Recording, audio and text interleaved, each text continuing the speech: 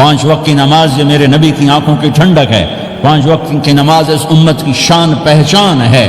اور اللہ تعالیٰ نے پہلی امتوں پر اتنی بڑی مشقت ڈالی کہ ان کی نماز مسجد کے علاوہ کہیں نہیں ہوتی تھی، مسجد میں ہی ہوتی تھی۔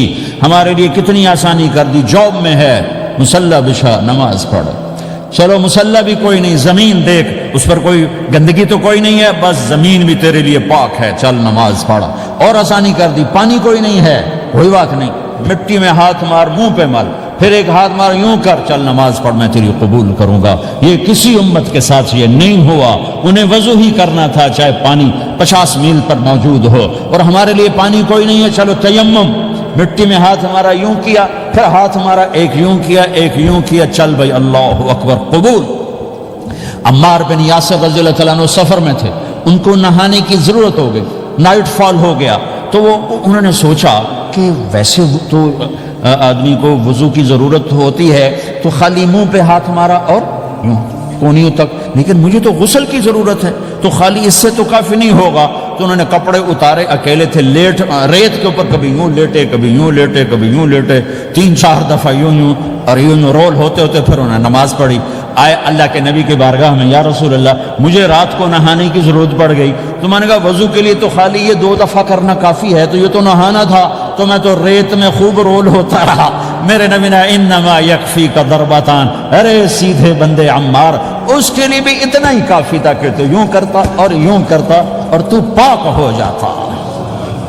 اللہ نے اس نبی کے طفیل، اس محبوب مصطفیٰ صلی اللہ علیہ وسلم کے طفیل، اللہ نے کیا کیا سہولتیں اور آسانیاں ہمیں عطا فرمائیں۔ پھر نماز 4 کی 2 رکعت کر دی، کہ تم مسافر ہو 2 پڑھو، روزے میں سفر میں روزہ معاف کر دیا، بعد میں رکھ لینا، بعد میں رکھ لینا، قضا کرنے کو حکم، بالکل چھوڑنے کا نہیں، اور کہا کہ بھائی مریض ہو چھوڑ دو، مسافر ہو چھوڑ دو، اور نماز 2 رکعت کر دو، سنتیں چھوڑ دو۔ ابن عمر رضی اللہ تعالیٰ عنہ بیٹھے تھے تو انہوں نے 2 رکعت پڑھ کے بیٹھ گئے، تو ان کے خادم نے کہا سنتیں نفل نہیں پڑھو گے؟ کہا اگر پڑھنا تو 4 فرض پڑھتا میں، میرے اللہ نے معافی دے دی تو میں کیوں پڑھوں؟ میرے نبی نے سفر میں سنتیں نہیں پڑھی کبھی، اپنی امت کو سہولت دینے، فجر کی سنتیں 2 پڑھتے تھے، اس کے علاوہ سنتیں نہیں پڑھی تاکہ میری امت کو سہولت ہو، آسانی ہو۔ ایک دفعہ بارش ہو رہی تھی اور کوئی جگہ نہیں تھی نماز پڑھنے کے لیے، تو آپ نے اپنی اونٹنی کو آگے کیا اور اس پر بیٹھ گئے، بیٹھے ہی تھے، پیچھے صحابہ نے اونٹنیوں پر ہی صفیں بنائیں، اور یہ نماز اونٹنی پہ بیٹھ کر ادا کی گئی بارش کے اندر۔ نماز اونٹنی کے اوپر نماز بھی ہو گئی، رکوع بھی ہو گیا، سجدہ بھی ہو گیا، سلام بھی ہو گیا۔ پہلی امتوں کے لیے نہیں تھا، سجدہ ہی کرنا پڑے گا۔ یہ اللہ کے محبوب مصطفیٰ صلی اللہ تعالی علیہ وسلم کی طفیل، میرے اللہ نے ہم پہ فضل و احسان کیا، تو میرے نبی کی زندگی میں عبادات میں نماز سب سے اعلیٰ نظر آتی ہے، سب سے نمایاں نظر آتی ہے۔ اور پھر بازار میں، گھر میں، دفتر میں، ماحول میں میرے نبی کے اخلاق، یہ زندگی کا دوسرا روشن پہلو ہے۔ میرے نبی کی ساری زندگی 2 لفظوں میں آتی ہے، عبادت اخلاق، عبادت اخلاق، یا 2 اور لفظ، حقوق اللہ، حقوق العباد، حقوق اللہ، حقوق العباد۔ حقوق اللہ میں نماز سب سے اعلیٰ، اور حقوق العباد میں لوگوں کی برداشت کرنا، لوگوں سے درگزر کرنا، معاف کرنا، جھوٹ سے بچنا، دھوکے سے بچنا۔ میرے نبی سے پوچھا گیا یا رسول اللہ مسلمان کنجوس ہو سکتا ہے؟ ہم نے کہا ہو سکتا ہے۔ یا رسول اللہ مسلمان کمزور ہو سکتا ہے، بزدل ہو سکتا ہے، ڈرپوک ہو سکتا ہے؟ آپ نے کہا ہو سکتا ہے۔ یا رسول اللہ مسلمان جھوٹ بول سکتا ہے؟ آپ نے کہا نہیں، جھوٹ نہیں بول سکتا، جھوٹ نہیں بول سکتا۔ ہاں، الا لعنت اللہ علی الکاذبین، جھوٹوں پہ اللہ کی لعنت۔ اس لعنت کے ساتھ 400 پاؤنڈ بچا لیے، 4000 بچا لیے، 4 ملین بچا لیے، 4 بلین بچا لیے، 4 ٹریلین بچا لیے، ساری دنیا کو بچا لیا، اور اوپر اللہ کی لعنت پڑی تو اللہ کی قسم گھاٹے کا سودا ہے۔ اور سچے ہو گئے، سچ بولا، یہ میں 100 پاؤنڈ کماتا ہوں، لے لو جو لینا ہے اس میں سے، یہ میں 1000 پاؤنڈ کماتا ہوں، لے لو جو لینا ہے، یہ میں 50,000 پاؤنڈ کماتا ہوں، لے لو جو لینا ہے، کہ مسلمان کی زبان سے جھوٹ نہیں نکلتا، سچ ہی بولتا ہے۔ آپ تشریف لے جا رہے ہیں، ایک آواز ہے یا رسول اللہ، آپ نے یوں دیکھا، کوئی نظر نہیں آیا، پھر آواز ہے یا رسول اللہ، تو آپ نے دیکھا کہ ہرنی ڈیر چھوٹی وہ کھڑی ہوئی، رسی میں بندھی، تو آپ نے کہا کیا ہوا؟ کہا جی آپ کا صحابی مجھے پکڑ کے لایا ہے، میرے چھوٹے چھوٹے بچے بھوک سے رو رہے ہوں گے، آپ مجھے چھوڑ دیں، میں بچوں کو دودھ پلا کے واپس آ جاتا، مجھے پتا ہے میرے اللہ کی تقدیر میرے بارے میں کیا ہے۔ تو آپ نے کہا اگر تو واپس نہ آئی تو پھر تو اس نے کہا مجھے اللہ جہنم میں ڈال دے. آپ نے اس کی رسی کھول دی, خود وہیں بیٹھ گئے. اس نے دوڑ لگائی اور پہاڑوں میں گم ہو کے تھوڑی دیر کے بعد وہ دوڑتی ہوئی آئی اور آ کے سر یا رسول اللہ میں حاضر ہو جاؤں. تو آپ نے اس کو باندھ کے وہیں آپ بیٹھ گئے نہیں. دیر کے بعد وہ صحابی آئے جنہوں نے اس کو شکار کیا تھا, پکڑا تھا. تو کہنے لگے, ان کا یا رسول اللہ آپ یہاں کیسے؟ کہ میں ایک درخواست لے کر آیا ہوں. کہ کیا؟ کہ یہ ہرنی مجھے ہدیہ کر دو. کہ یا رسول اللہ سب کچھ آپ کا ہے, کہ بس یہ ہدیہ کر دو. یا رسول اللہ حاضر.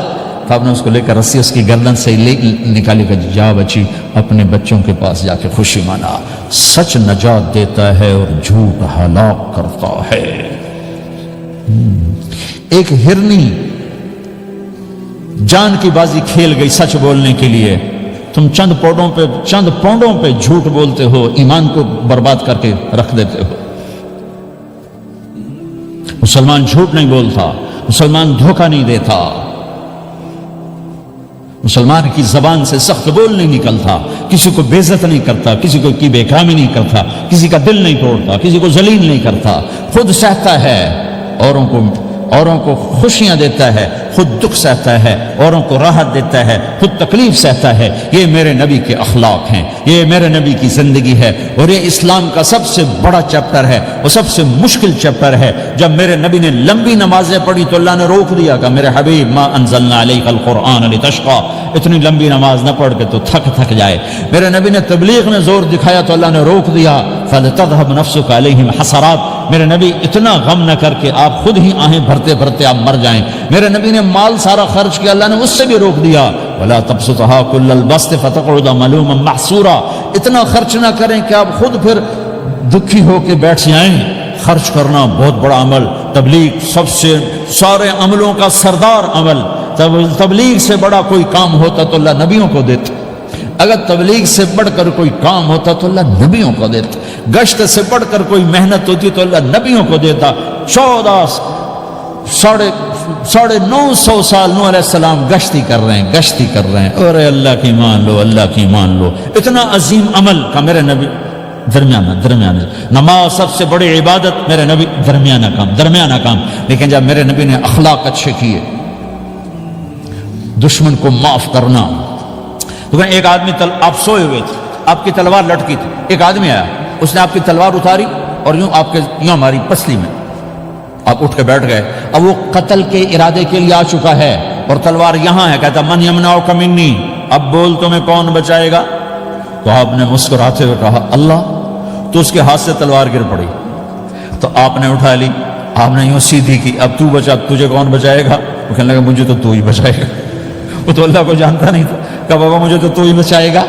تو آپ کہتے ہیں اس کا سر اڑا دو, یہ نبی کو قتل کرنے آیا ہے. میرے نبی نے فرمایا کلمہ پڑھتے ہو؟ کہ نہیں پڑھتا. کہ جاؤ معاف کیا. یہ میرے نبی کے اخلاق ہیں. 20 سال جنہوں نے قتل کے منصوبے بنائے, مکہ والے. جب آپ مکہ میں فاتحانہ داخل ہوئے, ابو سفیان سب سے زیادہ آپ کو دکھ پہنچانے والوں میں پیش, تو آپ نے ابو سفیان کو عزت دی. جو ابو سفیان کے گھر میں داخل ہوگا اس کو کچھ نہیں کہا جائے گا. آپ تو ابو سفیان کو بلا کے سولی پہ لٹکاتے, اور آپ کہہ رہے ہیں جو ابو سفیان کے گھر میں جائے گا اسے کچھ نہیں کہا جائے گا, جو بیت اللہ میں ہوگا اسے کچھ نہیں کہا جائے گا. سارا مکہ سامنے, آپ یوں بیت اللہ کا دروازے پر یوں دونوں ہاتھ ایسے ٹکا کے کھڑے تھے. پھر آپ نے کہا میں کیا کروں گا اب تمہارے ساتھ؟ تو سہیل بن عمر نے کہا آپ کریم ہیں, کریم کے بیٹے ہیں. تو آپ نے کہا جاؤ میں نے معاف کیا. یہ اخلاق آج مٹ چکے ہیں, مردوں سے, عورتوں سے, علم والوں سے, خانقاہ والوں سے, تبلیغ والوں سے, سب زیرو ہوئے پڑے ہیں. جب تک یہ اخلاق زندہ نہیں ہوتے اسلامی زندگی قائم نہیں ہو سکتی, اسلامی معاشرت قائم نہیں ہو سکتی. اور دین 2 چیزوں سے آگے پھیلتا ہے, ایک دعوت اور ایک اخلاق. دعوت اور اخلاق. دعوت نہیں ہوگی تو اخلاق وہیں پڑے رہ جائیں گے, اخلاق نہیں ہوگے تو دعوت کوئی قبول نہیں کرے. میرے نبی نے کتنے معجزے دکھائے مکے میں, نہیں کلمہ پڑھا. بدر میں ان کے 70 مارے گئے, فرشتوں کو دیکھا, جبریل کے گھوڑے کی آواز سنی, کلمہ نہیں پڑھا. خندق میں شکست ہوئی, کلمہ نہیں پڑھا. پانی نکلتے دیکھا, انگلیوں سے کلمہ نہیں پڑھا. ایک بکرے کا ایک بازو پکایا, ایک بازو بکرے کا, ایک اگلا جو بازو ہوتا, اور 40 آدمیوں نے کھانا کھایا اور ایک بوٹی کم نہیں ہوئی, کلمہ نہیں پڑھا. لیکن جب میرے نبی نے کہا جاؤ معاف کیا تو سارے ہی کلمہ پڑ گئے کہ واقعہ یہ اخلاق نبی کے ہو سکتے۔ حنین کی جنگ میں جب بھاگے لوگ، شکست ہوئی، تو ایک صحابی کا بھاگتے ہوئے پاؤں ہمارے نبی کا پاؤں پر آیا، اور جوتا سخت تھا، تو آپ نے کہا اوجعتنی، اور آپ کے ہاتھ میں چھڑی تھی، آپ نے اس کو یوں ماری، تو اوجعتنی، ارے تو نے مجھے کتنا زیادہ درد پہنچایا، دکھ پہنچایا۔ وہ بیچارے پگھل کے رہ گئے اور پریشان ہو گئے، اور کہیں فرماتے ہیں سارا دن میں پریشان، ساری رات پریشان کہ اللہ کے نبی کو میں نے تکلیف پہنچائی، اب میرا کیا بنے گا۔ اگلا دن ہوا تو اعلان ہو رہا تھا بھائی جس کا پاؤں نبی کے پاؤں پہ آیا تھا اس کو اللہ کے نبی بلا رہے ہیں۔ تو صحابی کہنے لگے میں نے سمجھا بس اب میری تو دنیا بھی گئی اور آخرت بھی گئی، اب میرے اوپر کیس بنے گا اور مجھے ڈانٹ ڈپٹ بھی ہوگی، میرا کتنا بڑا گھاٹا نقصان ہوگا۔ یہ حاضر ہوئے ڈرتے ڈرتے، تو آپ نے فرمایا میرے بھائی کل میں نے تمہیں چھڑی ماری تھی، وہ مجھے معاف کر دینا، اور یہ 80 اونٹ تمہیں ہدیہ دیتا ہوں، 80 کیملز یعنی 80 پراڈو، 80 رینج روور کا یہ میری طرف سے تمہیں ہدیہ ہے۔ وہ حیران پریشان، یہ میرے نبی کے اخلاق ہیں، یہ میرے نبی کے اخلاق ہیں۔ کانٹے بچھانے والی نے 4 دن آنا چھوڑ دیا، بیمار ہو گئی تھی، تو ہم نے کیا بات ہے، وہ ہمارے راستے میں اب کانٹے کوئی نہیں ہے، کہا یہ وہ بیمار پڑی ہے جو کانٹے بچھاتے تھے، تو آپ اس کے گھر چلے گئے، ماں جی خیریت تو ہے، اب ٹھیک تو ہیں، کہا بیٹا مجھے کلمہ پڑھا دے، بس تیرے اخلاق نے مجھے فتح کر لیا ہے۔ میرے بھائیوں یہ چیپٹر بھول چکے ہیں، بھول چکے ہیں، بھول چکے ہیں۔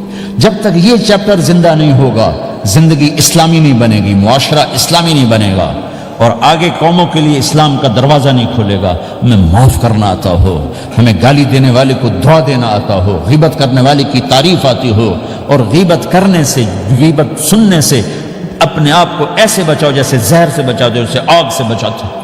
ایک دوسرے کو نفرت کا بول نہ بولو ورنہ ساری زندگی تباہ و برباد ہو جائے گی۔ میرے رب کی قسم، میرے نبی نے کہا ایک زبان کا بول انسان بولتا ہے اور جہنم کی گہرائیوں میں گر جاتا ہے، اور ایک زبان کا بول انسان بولتا ہے اور جنت کے درجات پر چڑھ جاتا ہے۔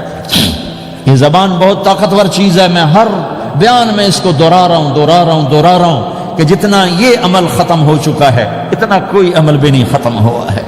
اور ایک صحابی ہیں ابو دجانہ۔ کون ابو دجانہ؟ السابقون الاولون من المہاجرین والانصار، اس میں پہلی صف کے صحابہ۔ کون ابو دجانہ؟ جب آپ حج پر گئے تو اپنی جگہ مدینے کا امیر ابو دجانہ کو بنایا۔ ابو دجانہ حج میں شریک نہیں ہوئے کہ آپ نے اپنی جگہ ان کو اپنا نائب بنا کے وہاں کھڑا فرمایا ابو دجانہ میری جگہ پر مدینے کا امیر ہے، یہ وہ ابو دجانہ ہیں۔ کون ابو دجانہ؟ جو جنگ بدر سے لے کر آخری حج تک ہر سفر میں شریک ہیں، ہر سفر میں شریک ہیں۔ ان کی ایک بات میں بتانا چاہتا ہوں، پہلے تھوڑی سی ان کی ہسٹری بتانا چاہتا ہوں۔ کون ابو دجانہ؟ احد کی جنگ میں آپ نے تلوار اٹھائی، کہ اس تلوار کو کون لے گا؟ کئی صحابہ کھڑے ہو گئے۔ آپ نے کہا اس تلوار کا حق کون ادا کرے گا؟ سارے بیٹھ گئے، 3 آدمی کھڑے رہے، ایک زبیر بن عوام، ایک عمر بن خطاب، ایک ابو دجانہ۔ ان کا نام ہے سماک بن خرشنہ، سماک بن خرشنہ ان کا نام ابو دجانہ سے مشہور ہے۔ تو آپ نے تلوار نہ عمر کو دی، نہ زبیر کو دی، ابو دجانہ کو دی۔ تو عمر رضی اللہ عنہ نے تو محسوس نہیں کیا، حضرت زبیر نے محسوس کیا کہ اس کو کیوں دی، مجھے کیوں نہیں دی؟ میں مہاجرین میں سے ہوں، میں پھوپھی کا بیٹا ہوں، میں اس سے دلیری میں کم نہیں ہوں۔ بلکہ حضرت زبیر کی دلیری کی تو دھک تھی، جدھر سلوار چلتی تھی کاٹتی چلی جاتی تھی، کہنے کہ میں دیکھوں گا یہ کیا کرتا ہے۔ تو ابو دجانہ کے پیچھے پیچھے زبیر ہو لیے۔ تو ابو دجانہ نے جو حملہ کیا تو 3000 کا لشکر تھا، اس کو چیر کے پار نکل کے، پورے لشکر کو کاٹ کے پار نکل کے، اور آگے عورتیں کھڑی تھیں جو مکے کے لشکر کو تیار کر رہی تھیں۔ نحن بنات طارقی نمشی علی النمارقی مشی القتل بوارقی المسک فی المخالقی المسک فی المفارقی والدر فی المخالقی ان تقبلوا نعانقی وتدبروا نفارقی فراق غیر وامقی۔ یہ گانا گا رہی تھی اور ان کو تیار کر رہی تھیں۔ تو جب ابو دجانہ کی تلوار نظر آئی تو سب بھاگی، ہندا پکڑی گئی، تو آپ نے یوں اپنی تلوار ہندا کے سر پر رکھی، انہوں نے چیخ ماری، تلوار ہٹا لی۔ تو زبیر پیچھے پیچھے کہ کیا کیا ہے؟ جنگ میں اگر کوئی عورت حصہ لے اسے مارنا جائز ہے، ویسے جائز نہیں ہے، عورت کو، بچے کو، بوڑھے کو ہاتھ لگانا جائز نہیں ہے۔ تو انہوں نے کہا تلوار کیوں نہیں چلائی؟ کہا میرے محبوب کی تلوار ہے، عورت کے خون سے رنگین کر کے اس کی شان نہیں گھٹانا چاہتا، یہ میرے نبی کی تلوار۔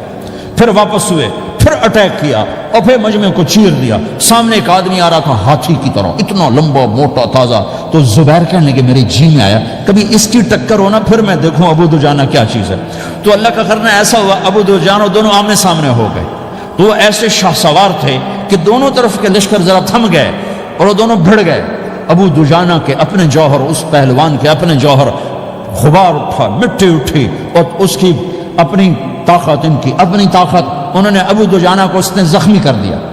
ابو دجانہ نے جو جوش میں آ کے ماری تلوار، اس کو لگی یہاں، تو اتنی طاقت سے لگی کہ اس کے نیچے اتر کر 2 ٹکڑوں میں تقسیم کر دی۔ ماری تو ایک حصہ ادھر ایک حصہ، پھر یوں دیکھا اور اپنے چہرے سے لوہے کی ٹوپی اتاری، اما ترا انا ابو دجانہ، کیا دیکھ رہے ہو؟ میں ہوں ابو دجانہ، تلوار صحیح لی ہے میں نے، غلط نہیں لی، یہ ابو دجانہ ہیں۔ اور جب شکست ہو گئی احد کی جنگ میں، اور پھر 10-12 آدمی نے آپ کو گھیرے میں لیا ہوا تھا، ان میں ایک ابو بکر تھے، عمر تھے، علی تھے، طلحہ تھے، زبیر تھے، سعد بن ابی وقاص تھے، اور سہل بن حنیف تھے، عبادہ قتادہ بن نعمان تھے، اور ابو دجانہ تھے رضی اللہ تعالی عنہم، ان میں سے ایک ابو دجانہ بھی تھے۔ اور یمامہ کی جنگ میں ابو دجانہ شہید ہوئے، یمامہ کی جنگ میں شہید ہوئے۔ یہ ابو دجانہ کی تھوڑی سی سیرت آپ کے سامنے آئی ہے۔ اس کے بعد اب آپ ان کے قول کو سنو تاکہ اس کا وزن آپ کے سامنے آئے۔ یہ بدر کے شریک ہیں، اللہ کے نبی نے کہا بدر کا صحابی جو مرضی کرے بخشا گیا۔ یہ صلح حدیبیہ کے شریک ہیں، اللہ نے قرآن میں کہا لقد رضی اللہ، میں ان سے راضی ہو گیا۔ یہ صحابی ہیں، اللہ نے کہا کلا وعد اللہ الحسنی، اے میرا نبی تیرے ہر صحابی کے لیے جنت کا وعدہ ہے۔ اور اب یہ کیا کہتے ہیں؟ یہ کیا کہتے ہیں لوگو؟ ان ارجع عملی عند، لوگو میرے پاس، ابو دجانہ میرے پاس بخشش کا سب سے بڑا عمل جانتے ہو کیا ہے؟